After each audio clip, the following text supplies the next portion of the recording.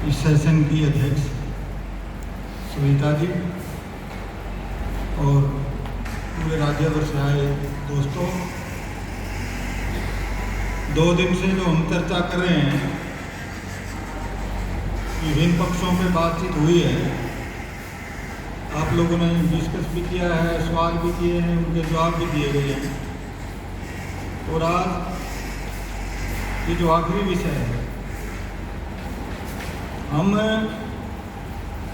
हमारा ये मानना है कि जो विचार है वो कितना भी सुंदर विचार है, उसको ले जाने के लिए जब तक कोई मजबूत संगठन ना हो तो विचार वो फिर कागजों में रह सकता है। और कोई भी कितना मजबूत संगठन हो, यदि उसके पास विचार नहीं है वो संगठन भी फिर कुछ नहीं कर पाता।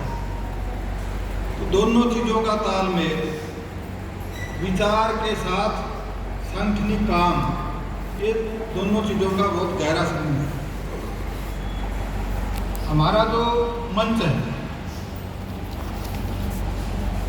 ये इसके नीचे जो संबंध लिखा हुआ है, संबंध दलित शोषण मुक्ति मंच, ये राष्ट्रीय स्तर का जो मंच है उसका नाम है दलित शोषण मुक्ति मंच। ये पूरे देश के 20 राज्यों में काम करता है और हमें खुशी है ये बताते हुए कि इसके जो राष्ट्रीय अध्यक्ष हैं वो भी केरल से सांसद चुने गए हैं, जो भी राम कुमार बता रहे थे आपको। ऐसे सिंपल व्यक्ति हैं, जब मीटिंगों में हम जाते हैं, बात करते हैं, तो कोई मतलब वो पहले मंत्री थे केरल में, वो किसी भी तरह का ये एहसास नहीं होता कि ये कोई वीआईपी आदमी है। तो ये क्यों ऐसी चीज़ें, मतलब इसका किस तरह से एक पैमाना है लोगों को मापने का। जो आदमी जितना भी बड़े लेवल पे जिम्मेवारी लेता है उसको उतना ही एक सामान्य होना जरूरी है, जरूरी पर्सन। और जो सामान्य की तरह नहीं सोचता, नहीं विचार करता, नहीं व्यवहार करता, तो वो एक तरह से समाज से, दुनियादारी से, जनता से कट जाता है। 20 राज्यों में अलग अलग तरह की सांगठनिक स्थिति है। कहीं पे इसकी मेंबरशिप है, अलग अलग पूरा मास लेवल पे काम है, बड़े बड़े आंदोलन लड़े गए हैं। मुद्दे भी जैसे बताया, आंध्र के अंदर, तमिलनाडु के अंदर, केरल के अंदर बहुत मास लेवल पर काम किया। वो उन राज्यों में नेशनल लेवल की बॉडी बनने से पहले से प्रक्रिया है आंदोलन की। उन्होंने ज़रूरत महसूस की कि ये आंदोलन पूरे राष्ट्रीय स्तर पर खड़ा होना चाहिए, तो फिर दलित शोषण मुक्ति मंच का गठन किया।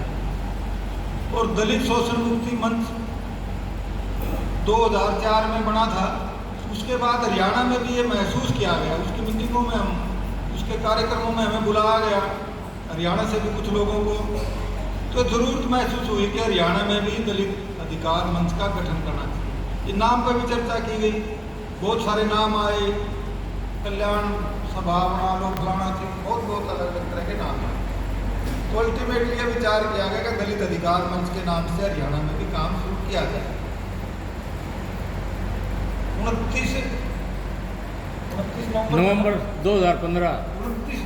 2015 को कबीर धर्मशाला हिसार के अंदर पूरे राज्य भर से ऐसे प्रगतिशील लोगों को बुलाया गया, केवल दलितों को नहीं बुलाया गया, पूरे राज्य भर से ऐसे प्रगतिशील लोगों को बुलाया गया जो अलग अलग संगठनों का नेतृत्व करें। कर्मचारी संगठनों से, युवाओं के संगठनों से, विद्यार्थी संगठनों से, महिलाओं से, ज्ञान विज्ञान आंदोलन से, संस्कृति कर्मियों से, किसानों से, मजदूरों के, खेत मजदूरों से, सभी तबकों से लोगों को बुलाया गया। 1000 से ज़्यादा लोग कबीर धर्मशाला में इकट्ठे हुए और उसके अंदर एक प्रस्ताव रखा गया कि इस तरह का मंच जो हरियाणा में दलितों की हालत है उसके ऊपर वैचारिक काम करे, वैचारिक हस्तक्षेप करे, इसको समझे, पूरे इसके ऊपर विमर्श करे और एक ठोस जो घटनाएं होती है उसके अंदर हस्तक्षेप करे। मंच का गठन किया गया। 15 के बाद अलग अलग जिलों में वो जो लीडरशिप चुनी गई थी उसमें एक एडवाइजरी कमेटी बनाई गई थी, जिसके अंदर कुछ डॉक्टर, वकील, प्रोफेसर, प्रिंसिपल, कुछ स्पेशलाइज काम करने वाले लोगों को लिया गया। उसके बाद हमने कुछ ऐसे वैचारिक काम भी किए। एक परफॉर्मा तैयार किया गया। कोशिश थी कि पूरे हरियाणा में सभी जिलों में ये परफॉर्मा बढ़ते हुए सर्वे करते हुए एक ठोस तस्वीर हमारे सामने आए हरियाणा की। लेकिन उसको ठीक तरीके से इसलिए नहीं कर पाए कि जो साथी थे इस मंच के अंदर, उनकी जो प्राथमिक जिम्मेवारी थी जिन मोर्चों पर, वहाँ पे वो ज़्यादा गरक रहे, वो कम टाइम दे पाए। लेकिन फिर भी हरियाणा के 4-5 जिलों में 8-8, 10-10 गाँव में वो सर्वे हुआ, लेकिन वो इकट्ठा नहीं हुआ, तो उसकी रिपोर्ट आज तक नहीं बन पाई। हमारे एक सीमा रही है। और बेहतर होता है जो कंक्लूड होकर समराइज होकर एक तस्वीर बनती। इसके अलावा 4-5 साल पहले 2 दिन की एक वर्कशॉप की, जिसमें हरियाणा का एक जो वास्तविक जो उसके ऊपर कुछ आंकड़े जुटाए गए, कुछ नेट से जुटाए गए, कुछ अलग अलग इंस्टीट्यूशन से बातचीत करके कुछ जानकारी ली गई, एक पेपर तैयार किया, 8 वो रखा गया। उसमें चर्चा हुई, 17 जिलों से उसमें भागीदारी हुई हरियाणा से। और उसके बाद हमने ये तय किया कि हरियाणा में अब मंच बनाने की प्रक्रिया शुरू हो। 10 जिलों में जिला के सम्मेलन किए गए और जिला के कन्वीनर चुने गए, जिला कमेटियां चुनी।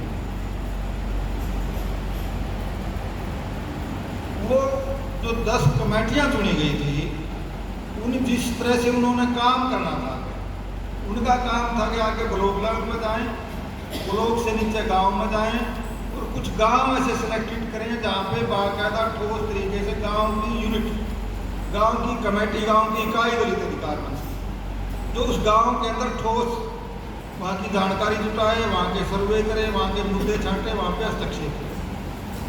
तो इस काम को हमने अपने हाथ में लिया था।